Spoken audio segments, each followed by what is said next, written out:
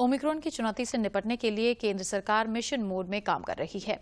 जहां एक तरफ दवाओं के बफर स्टॉक, ऑक्सीजन की उपलब्धता, अस्पतालों में बेड की उपलब्धता और टेस्टिंग की क्षमता की हर दिन समीक्षा की जा रही है, तो वहीं स्वास्थ्य मंत्रालय का वॉर रूम 24 घंटे काम कर रहा है। अब देश में ओमिक्रॉन डेल्टा वेरिएंट की जगह ले रहा है। जहां एक तरफ देश में ओमिक्रॉन के मामले बढ़ रहे हैं, वहीं इस चुनौती से निपटने के लिए केंद्र सरकार पिछले 1 महीने से मिशन मोड में काम कर रही है। प्रधानमंत्री नरेंद्र मोदी मौजूदा स्थिति पर नजर बनाए हुए हैं। इससे पहले भी ओमिक्रॉन को लेकर प्रधानमंत्री ने उच्च स्तरीय बैठक की है। केंद्रीय स्वास्थ्य मंत्रालय में हर दिन विशेषज्ञों की टीम के साथ समीक्षा बैठक होती है।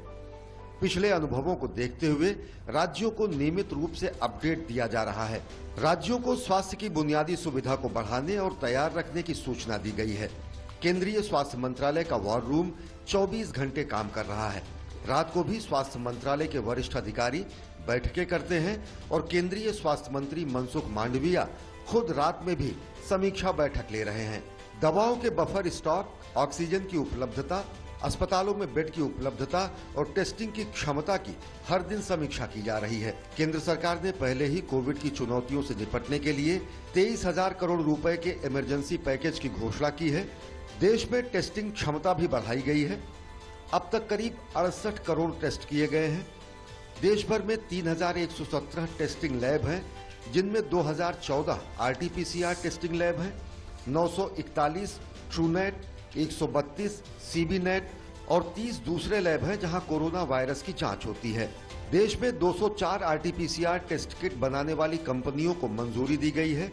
वहीं 53 rapid antigen test, 7 home testing RAT company और 4 और टेस्टिंग कंपनी पाइपलाइन में हैं। देश में हर दिन करीब 20 लाख टेस्ट करने की क्षमता है और भविष्य की चुनौतियों से निपटने के लिए जरूरत पड़ने पर टेस्टिंग क्षमता को बढ़ाया जा सकता है।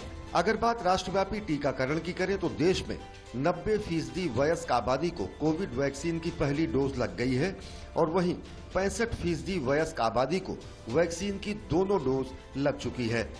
दुनिया में एक बात और देखी जा रही है कि जहां पर टीकाकरण अच्छा हुआ है, वहां पर मृत्यु कम हुई है या फिर नहीं के बराबर हुई है।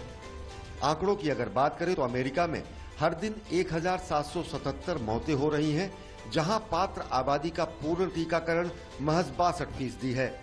फ्रांस में हर दिन 184 मौतें दर्ज की जा रही हैं और यहां पर पात्र आबादी का पूर्ण टीकाकरण करीब 80% है। यूके में हर दिन 57 मौत हो रही है और यहां पर टीकाकरण हुआ है 71%। रूस में हर दिन 932 मौत दर्ज की जा रही है और टीकाकरण हुआ है 45%। ऑस्ट्रेलिया में हर दिन 8 मौत दर्ज की जा रही है और टीकाकरण हुआ है करीब 77.20%। भारत में हर दिन औसतन 268 मौत दर्ज की जा रही है और वयस्क पूर्ण टीकाकरण हुआ है करीब 65%। जाहिर है कि टीकाकरण से बीमारी की गंभीरता को कम करने में मदद मिली है। बात ओमिक्रॉन की करें तो अब तक यह देश के 23 राज्यों में अपना पांव पसार चुका है।